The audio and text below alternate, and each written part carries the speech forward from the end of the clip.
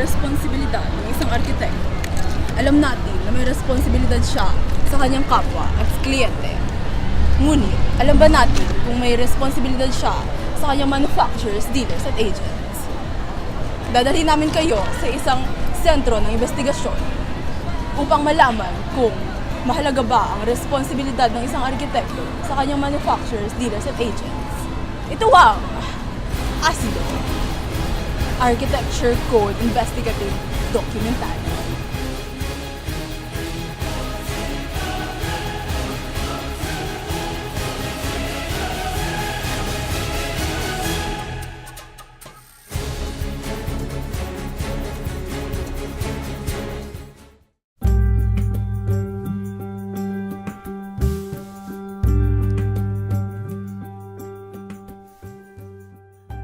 Nasasabi sa Article 5, Section 6.1, based on the Architecture Act of 2004, that an architect shall not solicit pre-professional engineering or allied design or other technical services from manufacturers or suppliers of building materials or equipment when these are accompanied by an obligation detrimental to the best interests of the client or which may adversely affect the architect's professional opinion.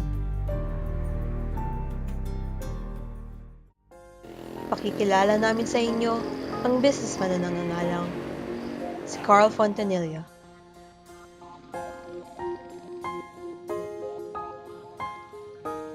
Siya ay may-ari ng paggawaan ng concrete hollow blocks at ng hardware store. Ang CHP plant at hardware store ay matatagpuan sa Gunob, Lapu-Lapu City sa Cebu. May matatagpuan ding sawmill sa compound na kasama rin sa kanyang negosyo. Ito ang dalawa sa kanyang mga maraming natayong negosyo.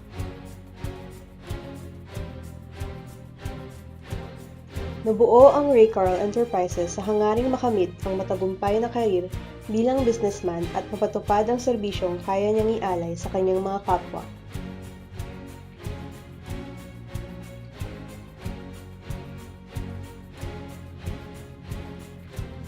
Good afternoon po, Hello, Mr. good afternoon. Carl Good Fontanilla. afternoon sa inyo. Sumusunod. Yes.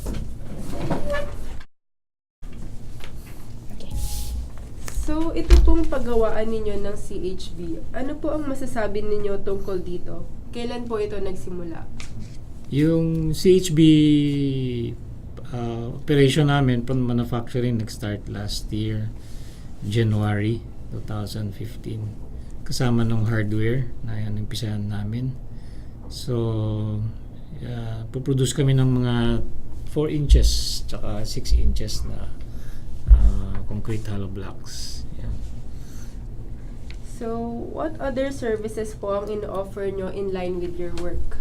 Yun lang, bali delivery lang kasi usually mga houses yung bumibili yung mga nagko-construct ng mga houses. So, in-offer namin yung free delivery sa mga bumibili. So, order sila tapos i-deliver lang namin. Yun lang so far ang services na binibigay. Hinihingi nila naman, yun lang. Sa Cebu po nakabase ang inyong planta, right? So, That's what right. are your future plans for your business in the building and construction industry? Well, ang construction in what do you call this? The construction business in Cebu, I would say doon sa mga houses, yung mga residential construction kasi maraming construction business, di ba? So, yan, horizontal, vertical. Yung horizontal, yan yung road, bridges, vertical buildings, tapos houses. So, yung mga roads and bridges, hindi naman kami masyadong involved doon. Nasa housing projects kami, housing construction. So, malaki talaga ang potential ng Cebu in terms of this housing and construction. Pero nakita namin na pagdating dun sa mga materials katulad ng CHB, parang hindi masyadong attractive dahil nga una-una mahirap yung quality ng material sa Cebu. Kukonti ang magandang material doon for CHB production So I'm talking about yung quality ng sand. So yun ang isa sa mga major problem ng Cebu sa ngayon, no? That's why gusto namin puntahan din yon. In fact, yung project namin ngayon, which we already started, we are starting a quarry in Cebu for good quality sand. So yun yung expansion projects namin. How about po sa hardware store nyo? Ano po ang masasabi nyo tungkol dito? Yung hardware business namin actually maliit lang eh. Yun din, kinikater lang din natin yung mga housing, malilit na mga house, mga repairs, mga house construction. Ang tingin namin doon, maganda siguro mag-focus doon sa yung mga fast moving items katulad ng lumber. Lumber kasi isa yan sa mga malalakas na requirements sa mga bahay, lalo na yung mga coco lumber. Pero alam naman natin na may mga provinces na hindi na pwedeng magputol ng coconut. So again, isang restriction yun. So tinitignan namin dito, malamang mag-focus na lang kami dun sa mga fast moving items para sa mga bahay katulad ng aggregate. Kaya sabi ko kanina, invest kami, mag-expand kami sa aggregate quarrying. So hindi lang sand kundi pati bato, yung mga bato na ginagamit sa concrete, no? So aggregate, lumber, cement, we're selling also cement, and other steel bars, yung mga reinforcing bars. So siguro yun lang, most likely yun lang ang tingin naming prosper sa Cebu as a business in construction. Do you have other services na in-offer besides sa pagbebenta ng mga building materials? Wala na. Yung pagdating sa benta ng building material, yun din, free delivery. Pagkatapos, yung iba, pwedeng credit line, walang may utang. Pero aside from that, wala na masyado, no? Gusto namin sigurong ma-involve sa mga malilit na government project like sa school, yung magsusupply ng materials nila, yung mga repairs, mga ganun lang. But wala nang ibang services. Ito na po ang tatanungin ko sa inyo. Papayag po ba kayo sa free technical services? Kung ito ay iyong kaibigan na architect o lalo na kapamilya or relatives? Siyempre, importante yung pag may, in any kind of business for that matter. Business kasi, yung product pare-pareho lang. Punta ka ng lumber, bili ka ng semento, di ba? Semento, marami naman tayong cement brand. Siguro 6 na cement brand yan. Pero pare-pareho lang yan pag tinignan mo yung quality. So, nagkaka-differential lang yan sa services. So, ano yung i-offer na service ng bawat cement? Technical service, lalo na pag malalaking construction. Siyempre, yung architect, paano mo mako-convince yung architect na i-specify yung product mo kung wala ka naman pwedeng ma-offer na iba in terms of technical service. Very important ang technical service sa mga architects and engineers, no?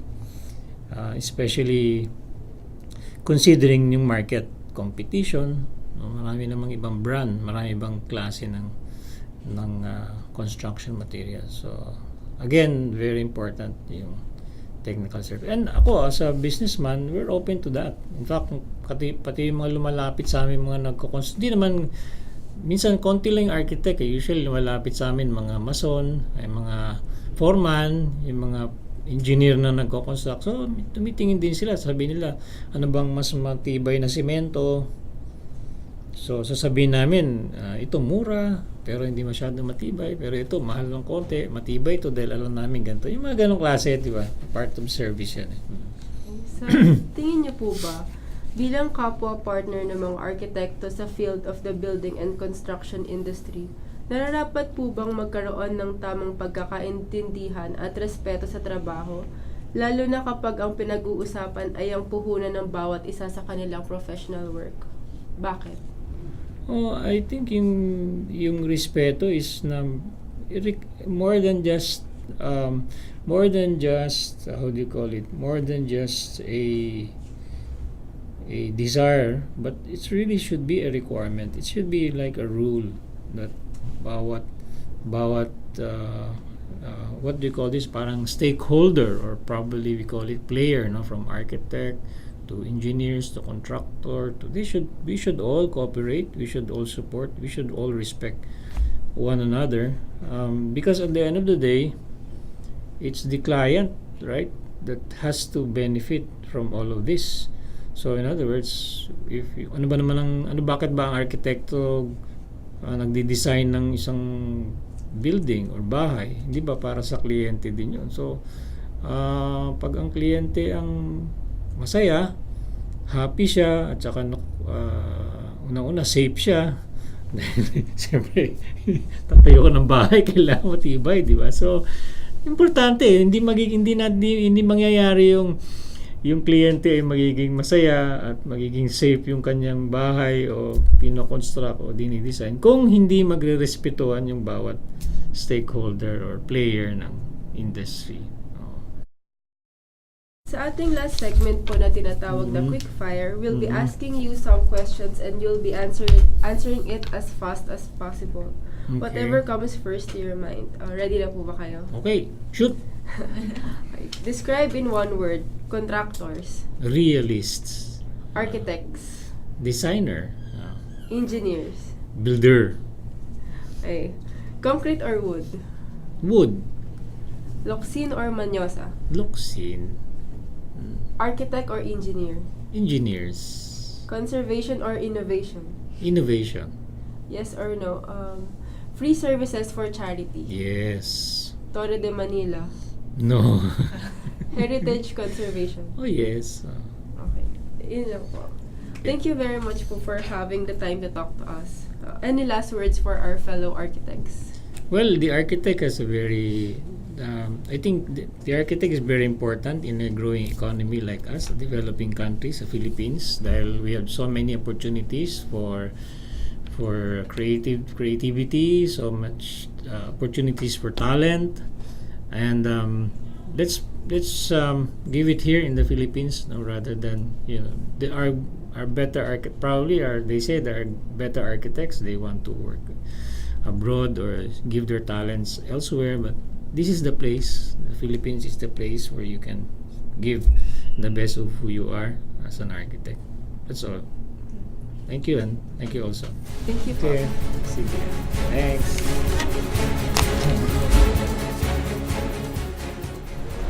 Ngayon alam na natin na tungkol ang mga manufacturers, dealers at agents sa libreng technical services. Ito ang tatanungin ko. Kung kayong mga arkitekto ay tuto sa libreng design, nararapat bang hinga ng mga manufacturers, dealers at agents ng free technical service? Sa inyo, nakasalalay ang sagot. Ito nga, ACIDO, Architecture Code Investigative Documentary.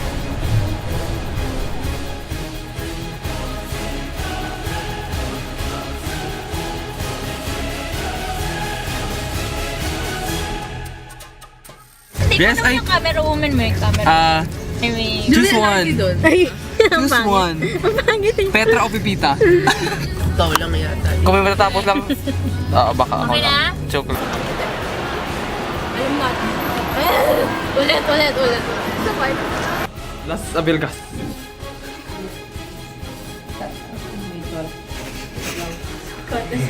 Okay lang yun. Sige, tuloy. Wala.